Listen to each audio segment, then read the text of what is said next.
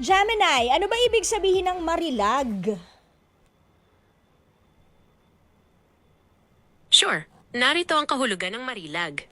Ang salitang marilag ay nangangahulugang maganda, kaakit-akit, kahangahangat, o napakaganda.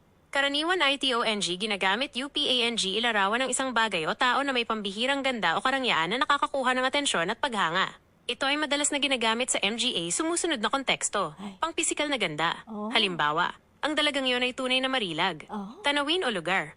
Ang tanawin sa tuktok ng bundok ay marilag. Oh. Sining o likha. Ang marilag na sining na ipininta ng batikang pintor. Pangyayari o okasyon.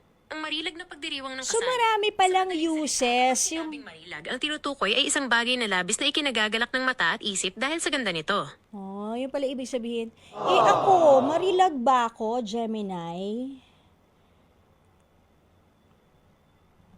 Ang marilag ay isang salitang Filipino na nangangahulugang kal-asal. Sige! Huy!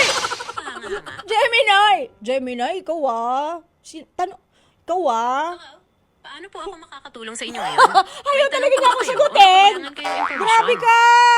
Huy, Gemini, tatanong ko lang naman kung ako ba marilag.